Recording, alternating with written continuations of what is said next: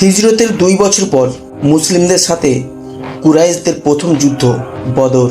আবু জাহেল ছিল সেই যুদ্ধের মক্কার সেনাপতি। সে অহংকারে বলেছিল, আজ আমরা বদরে যাব, সেখানে উট জবাই করব, মদ পান করব, নাচ গান করব, আর পৃথিবী দেখবে আমাদের শক্তি। কিন্তু মুসলিমদের সেনা ছিল মাত্র 313 জন। তাদের সাথে ছিল আল্লাহর সাহায্য। তাদের নেতা ছিলেন রাসূল সাল্লাল্লাহু আলাইহি ওয়াসাল্লাম। যুদ্ধ শুরু হলো। আল্লাহর কুদরত নামলো আকাশ থেকে। ফেরেশতারা মুসলিমদের হয়ে লড়ল। আবু জাহেল বুঝতে পারল আজ তার অহংকার টিকবে না।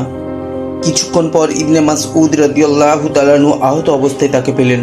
আবু জাহেল তখন বলল, তুমি কাকে হত্যা করেছো? এক মহান নেতাকে। ইবনে মাসউদ রাদিয়াল্লাহু তাআলা আনহু উত্তর দিলেন, আজ মানুষ হত্যাকারী নয়, বরং আল্লাহ তোমাকে ধ্বংস করেছেন।